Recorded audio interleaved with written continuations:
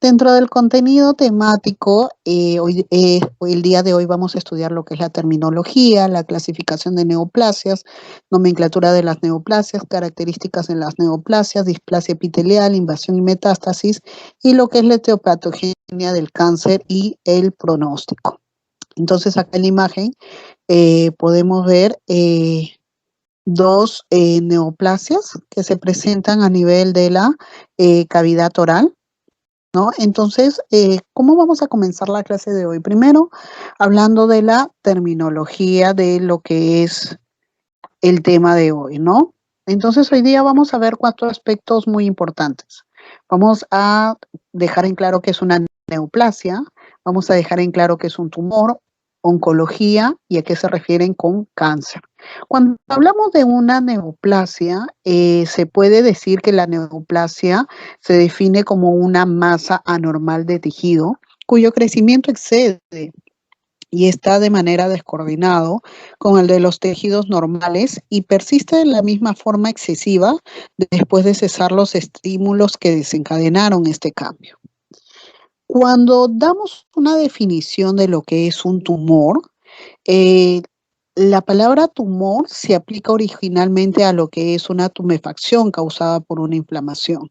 Cuando hablamos de tumor, también podríamos definirnos a la presencia de un bulto en cualquier parte de nuestro organismo. Cuando hablamos de oncología, podemos decir que la palabra oncología proviene de la palabra griega oncos, que significa tumor.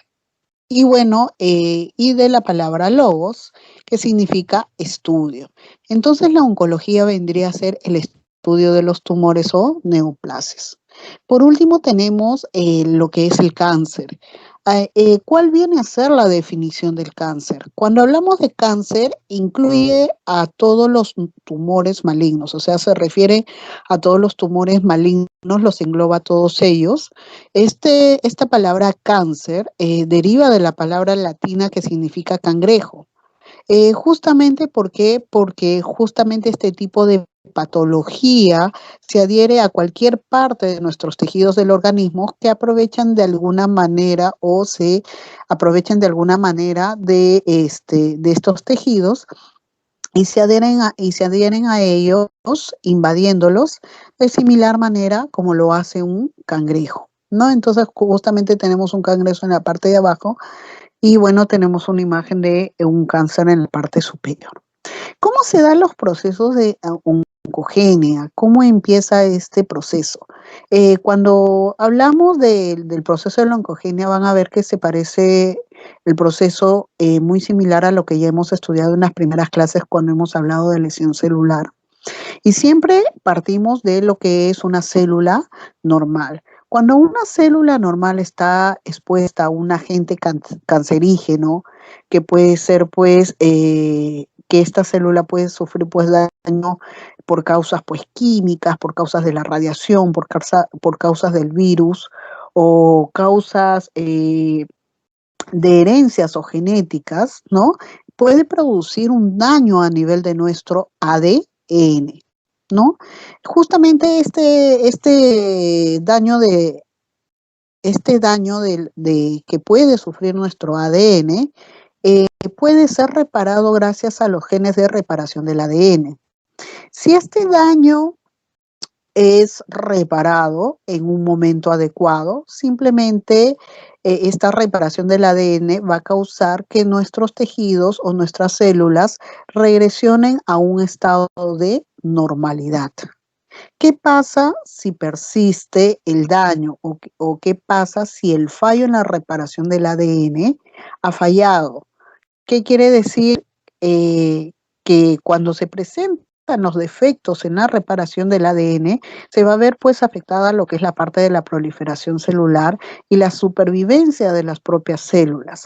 ¿Qué va a pasar? Va a haber activación de los oncogenes, promotores de crecimiento, van a haber la desactivación de los genes supresores de tumorales, van a haber alteración en los genes que controlan la apoptosis, que va a provocar una diferenciación y crecimiento celular no regulados, que va a provocar una neoplasia maligna. Entonces, todo esto que estamos nosotros viendo en esta imagen el día de hoy es el proceso de una oncogenia. Teniendo claro en eso, vamos a pasar a los que son los componentes de una neoplasia. Cuando hablamos de los componentes de una neoplasia, tenemos que hablar de dos componentes principales, lo que es el parénquima y lo que es el estroma. Cuando hablamos del parénquima, estamos diciendo que es la parte fundamental del tejido del órgano, ¿no? Para que ustedes lo vean de manera mejor, vamos a agrandar la imagen. Cuando hablamos del parénquima, estamos hablando juntamente del componente celular que compone esta patología o esta neoplasia. Este parénquima es la parte muy importante, fundamental, porque esta va a determinar el comportamiento y las consecuencias patológicas por parte de esta patología, ¿no? El estroma, en cambio, viene a ser pues la parte que está conformada por el tejido conjuntivo, y todos sabemos que los tejidos conjuntivos pues que contienen tienen el componente pues de la matriz extracelular y tienen una característica de ser bastante inervados, y en muchas ocasiones contienen vasos sanguíneos, que es justamente la parte más importante, porque justamente estos vasos sanguíneos en muchas ocasiones alimentan a estos tumores, ¿no? Entonces, la parte del estroma se puede considerar que es la parte de soporte de estas neoplasias, ¿no? Ya que estas ayudan a determinar el crecimiento y la evolución del mismo. Entonces, acá tenemos lo que es, pues, entonces, los componentes de la neoplasia, el componente estromal, que vendría a ser la parte del tejido conjuntivo, en cuales vamos a encontrar, pues, los vasos sanguíneos, los componentes de la matriz extracelular propiamente dicha, y la parte del parénquima, pues, va a ser justamente ya la parte celular propiamente dicho. Cuando hablamos del grado de diferenciación de las neoplasias, para poder hablar de su clasificación, ¿no? Podemos decir que esta está determinado, o el grado eh, está determinado desde un punto de vista citológico o histológico, ¿no? En las cuales se basa en el grado de diferenciación y el número de células en proliferación. ¿Qué quiere decir esto? ¿Cuándo consideramos a un grado de diferenciación y cuándo consideramos que las células están diferenciadas y cuando las células están muy diferenciadas? Acá nos explican todo, ¿no? ¿Qué nos dice esta literatura? Que cuanto más las células, ¿no? Cuanto más se parecen a las células tumorales, cuanto más se parecen las células tumorales a los tejidos normales morfológicamente y funcionalmente, se dirá que este tipo de tejido es o serán bien diferenciados. En el otro caso, si no se parecen las células tumorales a los tejidos normales y estas células tumorales se consideran como muy inmaduras, se parecen más a las células embrionarias propiamente dichas, entonces se considerarán como un tejido muy indiferenciado. Cuando hablamos del grado de diferenciación, vamos a hablar que existen 4 grados de diferenciación, desde el grado 1 hasta el grado 4, ¿no? Cuando hablamos de los grados, pues, del grado 1, estamos hablando que el 25% de las células presentes son células inmaduras, ¿no? Lo que se considera, pues, que hay una anaplasia. En el grado 2 consideramos que el 25 al 50% de células presentes en esta tumoración son células inmaduras. Cuando hablamos de una tumoración de grado 3, estamos hablando que el 50 al 75% de células presentes en este tumor son células inmaduras, y en el grado 4 estamos hablando de que más del 75% son células totalmente inmaduras. Si hablamos de la clasificación de las neoplasias según su comportamiento biológico, podemos decir que existen dos tipos de neoplasias, las neoplasias benignas y las neoplasias malignas. Cuando hablamos de las neoplasias malignas, estamos hablando de todo tipo de tumoración que no comprometen la vida del paciente y pueden ser curadas. Cuando se habla de neoplasias malignas, son aquellos tipos de tumoraciones que comprometen la vida del paciente por la destrucción del órgano vital y su diseminación, que es muy importante. Algunos puntos de vista que podemos puntualizar acá para poder hacer una buena diferenciación entre lo que son las neoplasias benignas y las neoplasias malignas según su evolución o comportamiento biológico, podemos decir pues que las células, que las neoplasias benignas crecen con lentitud y permanecen localizadas en el lugar de origen. En el caso de las células malignas, crecen con rapidez y se diseminan rápido. Cuando hablamos de tumoraciones benignas, podemos decir que en general las células se ven bien diferenciadas. En el caso de las células malignas, se puede decir que existe un grado variable de diferenciación. Eh, en relación a los tumores benignos, podemos decir que tienen márgenes bien diferenciados, y en las malignas tienen márgenes poco diferenciados. En el caso de las benignas, cuando hablamos de su crecimiento, hablamos de un crecimiento local, y cuando hablamos de los tumores malignos, estamos hablando de un crecimiento que puede acompañar a una diseminación a otros tejidos. Entonces, justamente aquí vemos una diferenciación entre lo que es una célula, perdón, un tumor benigno de un tumor maligno, en las cuales, miren, lo que podemos ver acá, hay un crecimiento lento, progresivo y expansivo, y este tipo de tumores permanecen localizados y poseen una cápsula fibrosa. En el caso de estos tumores malignos hay un crecimiento rápido, es destructor, invaden, comprimen vasos sanguíneos, pueden causar necrosis en el tejido y liberan hormonas, enzimas, y van a inducir a una respuesta inflamatoria. Podemos seguir hablando de la diferenciación entre estas neoplasias benignas y malignas. En cuestión al crecimiento, ya hemos hablado que las neoplasias benignas tienen un crecimiento lento, mientras que las malignas tienen un crecimiento rápido. Las neoplasias benignas poseen cápsula, las malignas no. Las neoplasias benignas son no invasivas, en el caso de las malignas sí son invasivas. En el caso de las neoplasias benignas hay diferenciación de células. En el caso de las malignas son no diferenciadas. En el caso de las neoplasias benignas no presentan anaplasia, en el caso de las malignas sí. En el caso de las neoplasias benignas no hacen metástasis, en el caso de las malignas sí hacen metástasis. Las neoplasias malignas no se consideran o no traen un tipo de riesgo de muerte, en el caso de las malignas sí. Y bueno, en el caso de las neoplasias malignas sí hay recaídas, en el caso de las malignas no, porque tiende a causar la muerte, ¿no? En el caso de las nomenclaturas de las neoplasias, podemos decir que hay nomenclaturas según el tipo de neoplasia, si la neoplasia es benigna y si la neoplasia es maligna. También la nomenclatura de las neoplasias se va a dar según el lugar o el sitio donde se está produciendo la tumoración.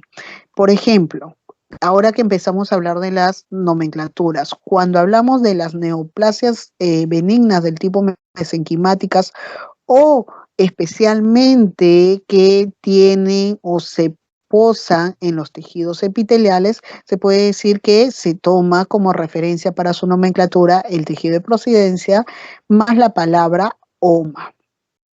Entonces, miren, dentro de las neoplasias benignas epiteliales, ¿no?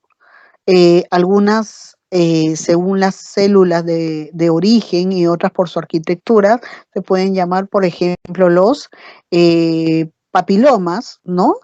Los papilomas poseen o están dentro de lo que es el epitelio de revestimiento, con una estructura proliferativa de aspecto verrugoso, ¿no? Por eso se les dicen papilomas. Los mesoteliomas, ¿no? Son neoplasias benignas que se encuentran o se posan sobre las células mesoteliales. Los adenomas son los tumores específicamente de las glándulas, y los cistaadenomas glandulares normalmente se posan sobre las glándulas proliferativas en forma de estructuras quísticas, que hay que tener muy en cuenta esto.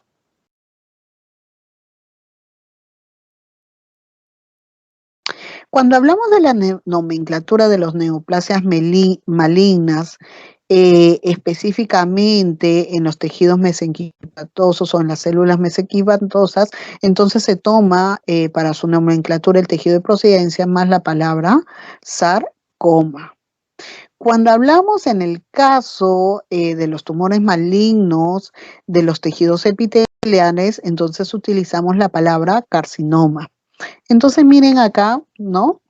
Las neoplasias malignas epiteliales se clasifican de varias formas según la célula de origen. Por ejemplo, los carcinomas escamosos o tradicionales normalmente son neoplasia de los epitelios de revestimiento, justamente de las células planas, como pueden ser de la piel, ¿no? Los mesoteliomas malignos de las células mesoteliales, los adenocarcinomas, justamente estas neoplasias malignas de glándulas, y los cistadenocarcinomas, que justamente poseen cavidades quísticas, pero justamente son de origen malignizado, ¿no? Maligno. Tipo de células o el tejido del parénquima tumoral, ¿no? Por ejemplo, acá tenemos varios ejemplos. El tejido de origen, epitelio superficial, si es benigno se le puede llamar papiloma o adenoma. Adenoma si está atacando parte de las glándulas del epitelio, y maligno si es carcinoma, ¿no? Algunos ejemplos, por ejemplo, de los tejidos epiteliales escamosos, el papiloma escamoso, y si es maligno, carcinoma escamoso, de las glándulas, adenomas, si es benignos, adenoscarcinomas, si son malignos, transicionales de los epitelios transicionales, papiloma transicional y carcinoma transicional. Cuando hablamos entonces de la nomenclatura ya no de los tejidos epiteliales, sino de la nomenclatura de los tumores de tejido conectivo, entonces para poderlas nombrar utilizaremos siempre el tejido de origen. En el caso del tejido fibroso, pues si es benigno se le llamará fibroma, y si es maligno, fibrosarcoma. En el caso de los huesos, si es benigno se le llama un osteoma, y en el caso de los malignos, osteosarcoma. Cuando hablamos del cartílago, si es benigno, se le dirá condroma, y si es maligno, condrosarcoma. Si es del tejido adiposo, se les llamará, si es benigno, lipoma, y si es maligno, liposarcoma. Si es del músculo liso, leyoma, y si es maligno, leyoma sarcoma. Y si es del músculo esquelético, si es benigno, rhabdomioma, y si es maligno, rhabdomiosarcoma. Y si es de los vasos sanguíneos, los llamados hemangiomas, si es benignos, y si es malignos, hemangiosarcoma. Algunas características de las neoplasias benignas y malignas que debemos de tener en cuenta son 4 puntos importantes, ¿no? Que ya lo hemos hablado antes: la diferenciación celular, la anaplasia, ¿no? El índice de crecimiento, la encapsulación, la invasión y la metástasis. Ustedes saben que, bueno, la diferenciación celular, esto nos va a determinar si es un tumor benigno o maligno.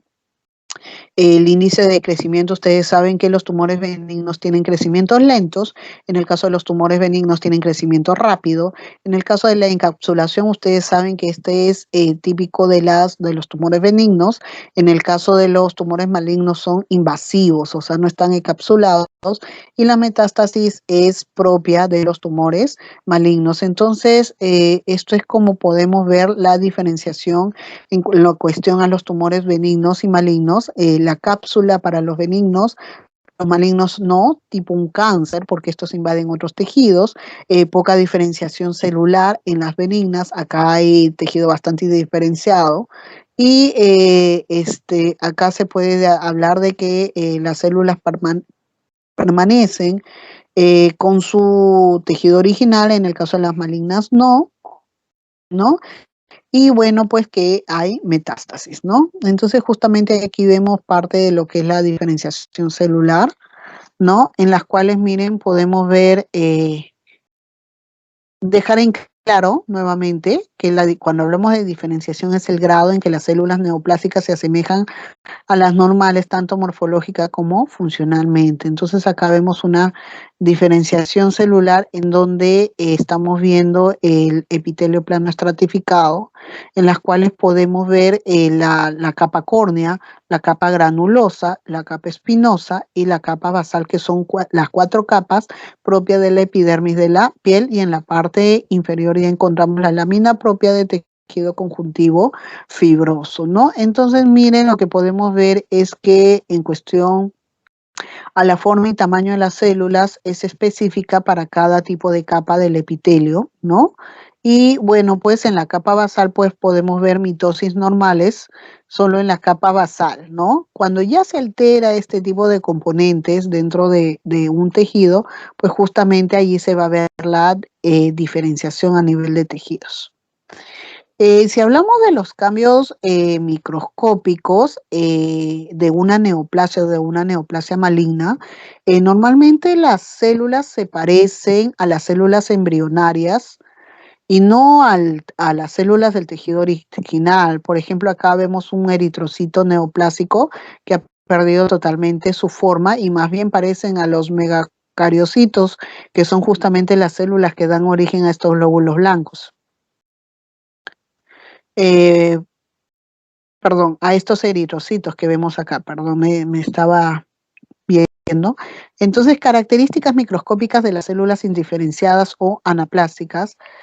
Primero, tener en cuenta que la palabra anaplasia eh, es una palabra que nos indica que hay ausencia de diferenciación a nivel celular. Cuando hablamos de células indiferenciadas, podemos decir que son células que no siguen su patrón genético, ¿no? Que nunca llegan a madurar y son atípicas de crecimiento independiente. Recuerden que cuando hablábamos del grado de diferenciación, hablábamos de células, del porcentaje de células inmaduras presentes en el tejido tumoral, ¿no? Entonces, microscópicamente, ¿qué vamos a ver? Pleomorfismo. Y cuando hablamos de pleomorfismo, podemos decir que se presenta en diversas formas en cuanto al nivel de las células, ¿no? ¿Qué va a pasar con las células? Va a haber variación en el tamaño y la forma de las células y sus núcleos. A nivel del núcleo, ¿no? A nivel de la morfología nuclear, esta se va a ver alterada, los núcleos se van a ver grandes, hipercromáticos, y cuando hablamos de hipercromatismo, estamos hablando de que hay bastante cantidad de cromatina presente. Van a variar de tamaño y con una forma totalmente extraña, los nucleolos también se van a ver agrandados. En cuestión de la mitosis se va a presentar una mitosis totalmente atípica, con usos hasta tripolares, no tetrapolares y multipolares, que hay que tener mucho en cuenta a la hora de analizar el tejido, y también se va a ver pérdida de la polaridad de las células, que ustedes ya lo han debido de ver ustedes el ciclo pasado en embriología, en la primera clase que tuvieron de embriología e histología. Entonces, justamente aquí vemos lo que nos hablan, ¿no? Del pleomorfismos en las cuales pues las células se van a presentar de diferentes formas, ¿no? Va a haber variación en la forma, va a haber variación en el tamaño de las células, a nivel de los núcleos van a perder su forma, ¿no? Van a perder totalmente sus formas, algunos núcleos se van a ver agrandados, se van a ver hipercromáticos a nivel de la mitosis. Recuerden que va a haber una mitosis totalmente alterada, ¿no? Con los usos mitóticos totalmente alterados. Y de repente en algunos casos vamos a encontrar una multinucleación. Entonces, miren, son las características que podemos ver a nivel de lo que es una anaplasia. Acá lo que estamos viendo en las imágenes es una displasia epitelial en las cuales vamos a ver una elongación de lo que es la parte de las papilas, no va a haber una alteración a nivel de la estratificación, y cuando hablamos de una alteración de la estratificación, estamos hablando de una alteración a nivel de todas las capas del tejido epitelial. Recuerden que estamos hablando de piel y la piel tiene 4 capas o 4 estratos, está conformado por 4 estratos, que es el estrato basal, el estrato basal, espinoso, granulomatoso y por último el córneo, ¿no? Entonces, ¿qué vamos a ver acá? Miren, a nivel de los núcleos, vamos a ver los núcleos aumentados de tamaño, ¿no? Vamos a ver pleomorfismo de las células, porque estas células normalmente en la parte más superior se tienen que ver totalmente planas, y justamente esta forma de la célula se va perdiendo. Va a haber hipercromatismo a nivel nuclear, los núcleos se ven bastante han absorbido, como si eh, bastante intensos, justamente por la bastante cantidad de la cromatina, ¿no? Pleomorfismos a nivel de las células, de sus núcleos, disqueratosis, ¿por qué? Porque va a haber aumento en la producción de la queratina, va a haber aumento de la actividad mitótica, que no solamente se va a ver a nivel de la capa basal, sino se va a ver a todo nivel de las capas, y bueno, pues se van a presentar figuras mitóticas anormales, que es lo que normalmente se ve, ¿no? A nivel de papilar también se va a ver totalmente alterado, porque las papilas del tejido epitelial, miren, se ve de una forma o de una manera totalmente anormal, ¿no? Y son cositas que vamos a ir viendo a medida que vayamos pues avanzando, ¿no? La imagen. En cuestión a la displasia epitelial, se puede decir que hay 3 fases de la displasia epitelial: una displasia leve, una displasia moderada y una displasia severa. Cuando hablamos de una displasia leve, estamos hablando que las alteraciones están limitadas solamente a la capa basal y parabasal. Cuando hablamos de una displasia moderada, los cambios ya comprometen lo que es la capa basal y la porción media de la capa espinosa. Cuando ya hablamos de una displasia severa, ya estamos viendo que hay alteraciones que se pueden extender más allá de la media del epitelio, ¿no? Y cuando ya hablamos de una severidad, ¿no? Estamos hablando ya de la presencia de un carcinoma in situ, o lo que nosotros llamaríamos una neoplasia en su sitio, por eso dice in situ, ¿no? En las cuales las células displásicas se extienden desde la capa basal hasta lo que es la superficie del epitelio, ¿no? En las cuales todavía se va a ver conservada la membrana basal. Cuando hablamos de un carcinoma in situ, podemos decir que este carcinoma in situ es un tipo de cáncer no invasivo, por eso les digo en su sitio, lo que significa que las células cancerosas van a estar restringidas a las células donde se formaron, en este caso el tejido epitelial, y que no se ha diseminado a partes más profundas, como lo puede ser el tejido conjuntivo, que es normalmente el tejido a las cuales primero estas células atacan, ¿no? Entonces, justamente podemos ver todos los eventos que pueden preceder al desarrollo del cáncer. Entonces, primero, ¿no? Una célula normal que puede ser lesionada, ¿no? o alterada en cuestión a nivel del ADN, lo primero que va a sufrir pues es una alteración a nivel celular que puede causar pues una adaptación celular como por ejemplo una hiperplasia. Si este daño persiste dentro de la célula, pues esta hiperplasia va a causar ya daños a nivel de las capas del tejido. En este caso pueden causar ya una especie de displasia. Esta displasia puede persistir hasta cubrir todas las partes del tejido, provocando un carcinoma in situ. Cuando este carcinoma in situ se expande a diferentes tejidos, compromete varios tejidos, ya estamos hablando de un cáncer propiamente dicho. Entonces, justamente acá vemos la imagen en las cuales vemos un carcinoma o perdón, un cáncer in situ, en las cuales se ven alteradas las capas del tejido epitelial, como vemos acá, porque acá hay pérdida de las papilas, hay pérdidas, miren, este carcinoma in situ todavía está alterando hasta la capa media de lo que es la capa espinosa, ¿no? Porque justamente la parte superior todavía se ve conservada, pero acá en la otra imagen ya estamos viendo cómo se da un cáncer totalmente invasor, porque miren, la parte de las papilas ya se perdieron, la forma de las papilas de los tejidos, del tejido epitelial ya se perdió, está atacando toda lo que es todos los estratos del epitelio y aparte de eso está invadiendo parte de lo que es el tejido epitelial. Entonces se están expandiendo, el tumor ya está expandido, ¿no? A otros tejidos. Cuando hablamos de una invasión y metástasis, podemos decir de que estamos hablando ya de la diseminación del cáncer propiamente dichas. Hay tres vías de diseminación que estudiamos en lo que es patologías. Primero, las vías de diseminación por superficie corporal o en cavidades, en las cuales justamente estas células tumorales invaden lo que es la cavidad corporal, pasando de un tejido de origen al tejido vecino, ¿no? Otra forma de diseminación es la forma linfática. Justamente la vía linfática es una vía de diseminación en las cuales se da a través de los vasos sanguíneos más cercanos al tumor, ¿no? Por ejemplo, es típico de los carcinomas, y de los sarcomas, ¿no? Y que utilizan pues los ganglios centinelas, es típico de los adenocarcinomas, de los cánceres de mamas, de las linfoadenopatías, ¿no?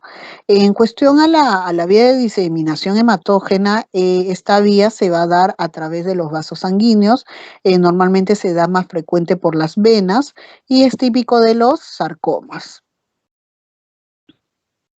Alteraciones morfofuncionales de las neoplasias malignas, manifestaciones clínicas se van a ver cuatro manifestaciones clínicas que debemos de tener en cuenta de que no siempre estas manifestaciones clínicas se van a poder ver en las primeras partes del proceso de esta patología, ¿no? Normalmente ya se presenta que cuando el grado de diferenciación celular es bastante alto, ¿no?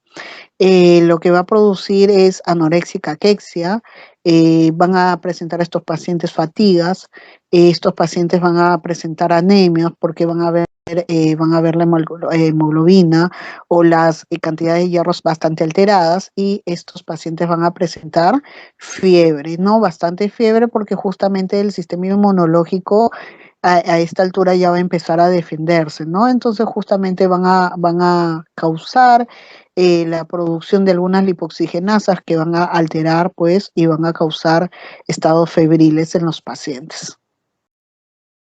Algunos síndromes paraneoplásicos, ¿a qué nos referimos con esto? A manifestaciones clínicas que acompañan a los tumores benignos y malignos, pero que no están relacionados en forma directa con los efectos de la masa o invasión. Está lo que es la acantosis nigricans, que normalmente está relacionado con el cáncer de hígado, la glomerulonefritis, que está relacionado con el cáncer de ovario, la anemia, que está relacionado con todos los cánceres, y la deficiencia neurológica, que está relacionada con el cáncer de pulmón. Cuando hablamos La etiopatogenia del cáncer, podemos decir que el cáncer se produce por la interacción entre lo que son los factores genéticos, es decir, características que se nos vienen ya determinadas en nuestro ADN, con la interacción también con factores externos, ¿no? O sea, normalmente la etiopatogenia del cáncer puede ser en muchos de los casos multifactorial, como genética propiamente dicha, ¿no? Dentro de las causas, dentro de las causas multifactoriales, se pueden encontrar pues como factores de riesgo al tabaco, que es la principal causa por su elevada concentración de cancerígenos, justamente la exposición también a elementos o a productos cancerígenos como el amoníaco, el uranio, el arsénico, y los productos derivados del petróleo que ya está comprobados que justamente son uno de los factores de riesgo para contraer el cáncer. Otros tipos de factores de riesgo pues están relacionados a la dieta, o sea, qué tipos de alimentos consumimos, a las radiaciones y a la contaminación propiamente dicha, ¿no? La otra parte es la parte genética, ¿no? Normalmente, por ejemplo, lo que vemos en esta imagen de acá, en las cuales voy a poner el zoom, normalmente el cáncer de mama y el de ovario, por ejemplo, vamos a empezar a hablar del cáncer de mama, está relacionado a un gen específico dentro del cromosoma 17, ¿no? Que es el gen BRCA1, ¿no? Y el cáncer de ovario está relacionado a un gen específico en el cromosoma 13, que es el BRCA2. Entonces, esto ya es la parte genética propiamente dicho, ¿no? Cuando ya está dispuesto sobre tu ADN. En relación al pronóstico, podemos decir que esto depende mucho del estado en que hemos podido diagnosticar estas neoplasias, ¿no? El estadio evolutivo de la lesión va a tener relación pues con el tamaño de la lesión, la forma de crecimiento, la profundidad de la invasión y el compromiso ganglionar. Cuando hablamos de pronóstico, muchas veces hablamos del sistema TNM, que significa hacer una evaluación del tumor, metástasis ganglionar y metástasis visceral. Entonces, justamente acá vemos parte de lo que es la TNM, en las cuales nos van a hacer, o lo que vamos a hacer es ver un estudio clínico según el grado del tamaño del tumor, ¿no?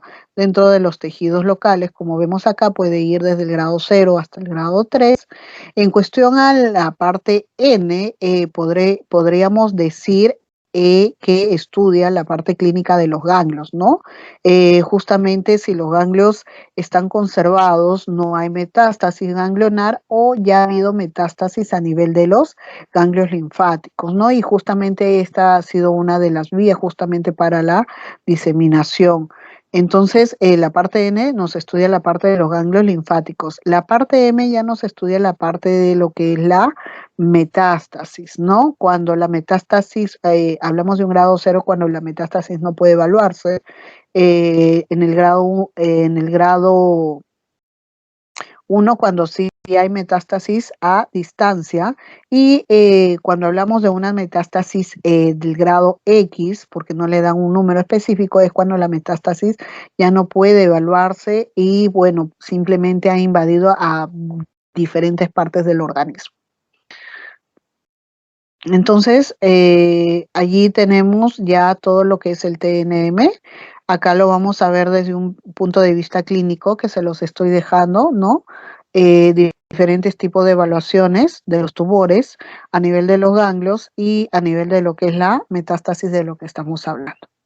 Ahora sí, pasemos a hablar de lo que es estas imágenes. En lo que estamos viendo acá, voy a hablar, voy a ponerle el zoom para que ustedes lo puedan ver bien, ¿no? Acá lo que estamos viendo es un papiloma córneo de piel, obviamente estamos hablando del tejido epitelial propio, ¿no? En las cuales podemos ver que hay un engrosamiento irregular del epidermis, porque este es el epidermis normal y acá es como lo estamos viendo ya en engrosamiento totalmente irregular, ¿no? Con ensanchamiento pues de la parte de lo que es el estrato espinoso y especialmente de lo que es la parte del estrato córneo, ¿qué es lo que se va viendo más agrandado, no? La arquitectura del tumor es totalmente grosera, con papilas dérmicas y crestas interpapilares totalmente exageradas, porque miren, las papilas ya han perdido su forma, pero a nivel de la parte dérmica, pues miren, si ya la capa córnea se ve totalmente exagerada, aumentada, entonces imagínense cómo lo vamos a ver a nivel clínico, ¿no? Bueno, a lo que estamos viendo en esta imagen es que es un cáncer in situ, porque aparentemente el tejido conjuntivo no ha sido invadido, ¿no? No hay invasión del tejido conjuntivo, no hay invasión a nivel de la dermis, ¿no? Y pues podemos decir que este tumor se desarrolla por encima de una línea imaginaria horizontal trazada pues en el límite dermo-epidérmico del estreno, ¿no? Entonces le voy a quitar el zoom.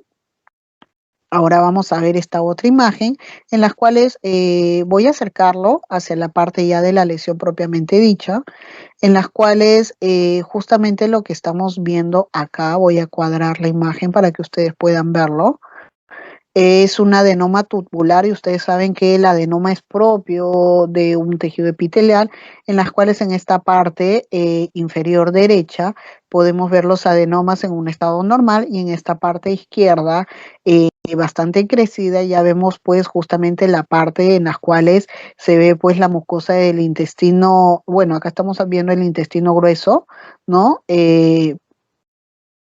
Totalmente sobrelevantado, en las cuales estas células epiteliales pues forman una especie de tubos de dirección en general ordenada y de diámetro uniforme, ¿no? Pero mayor que el de las criptas normales, porque miren, estas son las criptas normales y esta es la parte patológica, ¿no? Los tubos se ven poco ramificados, el citoplasma de las células tumorales es bastante eosinófilo porque a comparación del otro lado que está normal, hay bastante tinción, ¿no? Y no hay presencia de células caliciformes. En lo que estamos viendo acá es un carcinoma espinocelular. Lo voy a poner la imagen específicamente. Antes de ponerla, quiero que vean toda la imagen y la imagen la voy a cuadrar específicamente en la zona de la lesión. Ahí lo pueden ver. Este es un carcinoma espinocelular, que quiere decir que es un carcinoma o es una neoplasia maligna de tejido plano estratificado de células planas, ya en las cuales la epidermis totalmente se está viendo engrosada con una elongación de las crestas interpapilares. Es más, casi no hay crestas interpapilares justamente porque está abriendo una hiperplasia de la epidermis. En lo que es el borde inferior está bien delimitado por una línea más oscura que va a corresponder al estrato de las células basales, que es la parte de acá, por donde estoy pasando la manito. Lo que podemos observar es un tumor que normalmente se está originando en la epidermis y que va a ir infiltrando de alguna manera a lo que es la parte de la dermis en forma de brotes anastomatosos del parénquima tumoral. Lo que más nos llama la atención de esta imagen es la capa córnea, que aparece totalmente engrosada en parte por gran contenido de sangre y fibrina, ¿no? Que es lo que estamos viendo acá. Entonces, la parte de la dermis invadida es esta. Miren cómo no está in situ, está invadiendo el tejido conjuntivo. Miren cómo lo va invadiendo. Por donde pasa la manito, ahí estamos viendo cómo es la invasión de la dermis, ¿no? Entonces, acá estamos viendo otro tipo de carcinoma, el carcinoma espinocelular. Véanlo, la imagen en general, y nuevamente me voy a cuadrar en la zona afectada, que es aquí, ¿ya? Lo que estamos viendo es que se observa un tumor cuyo parénquima, bueno, obviamente el origen está en la epidermis y que está infiltrando también la parte de la dermis, porque la epidermis es totalmente delgada. Miren esta zona de acá, miren el tamaño de la dermis y cómo en esta zona de acá se ve ya, o sea, la dermis se ve totalmente perdida, ¿no? Morfológicamente, y miren cómo este tumor ya invadió la parte de la dermis, del tejido conjuntivo, ¿no? Entonces, miren, lo que vemos es la invasión a nivel de la dermis con brotes redondeados anastomosados Y bueno, la superficie de la epidermis con áreas en algunas zonas bastante rojizas por engrosamiento de la capa, de la capa córnea, perdón, y por exudado de fibrina de una ulceración superficial del tumor, ¿no? Que es lo que vemos acá, la úlcera en la parte superior. Acá estamos viendo dos tipos de tumores. Acá estamos viendo un lipoma, que es un tumor benigno.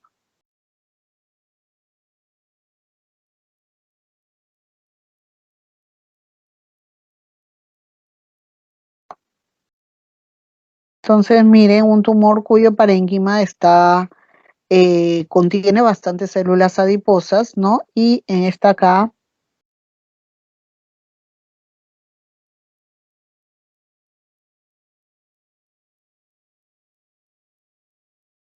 vemos una cápsula de tejido conectivo en las cuales se observa células adiposas, ¿no?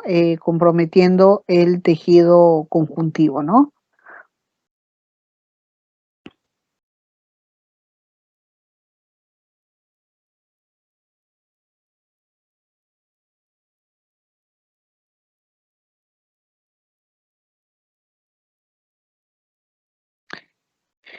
En el caso de lo que estamos viendo acá es un condroma y un condrosarcoma. Lo que estamos viendo acá en esta imagen, que es el condroma, eso lo que nos están mostrando es parte de la matriz cartilaginosas, en las cuales la irregularidad se muestra a nivel de las lagunas, ¿no? En las cuales las células se ven agrupadas irregularmente, ¿no? Ocupadas por células de núcleo y tamaño totalmente uniforme, pero agrandadas, ¿no? Que han perdido su forma real. En el caso del condrosarcoma, lo que podemos ver es que el parénquima tumoral está formado por células totalmente irregulares. En muchas de las partes o muchas de las formas, estas células son del tipo fusadas. No hay una disposición de orden, totalmente se ve desordenado. La matriz cartilaginosa,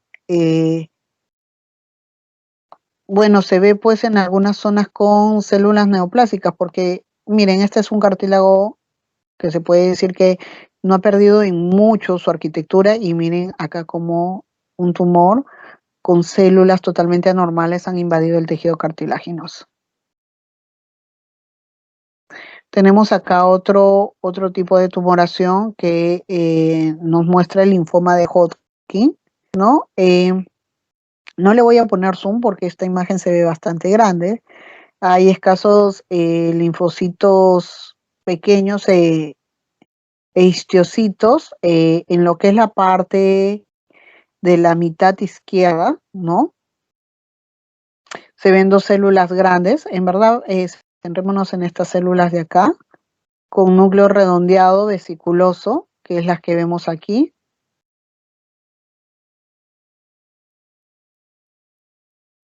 Tienen una membrana nuclear bastante gruesas y nucleolos de gran tamaño. Justamente estas células, podemos ver acá que se presentan estas células grandes que se ven acá. Estas vienen a ser células de Hodgkin, y en la parte inferior podemos ver células gigantes en que se observan dos lóbulos, que es la de acá, ¿no? En las que justamente esta viene a ser una célula bastante característica que se llama la célula de Rett-Steinberg, que es una célula que justamente caracteriza este linfoma. Conclusiones de la clase de hoy. Podemos decir que las neoplasias benignas no comprometen la vida del paciente y pueden ser curadas, y que las neoplasias malignas son capaces de destruir la vida del paciente por la destrucción de órganos vitales y su diseminación.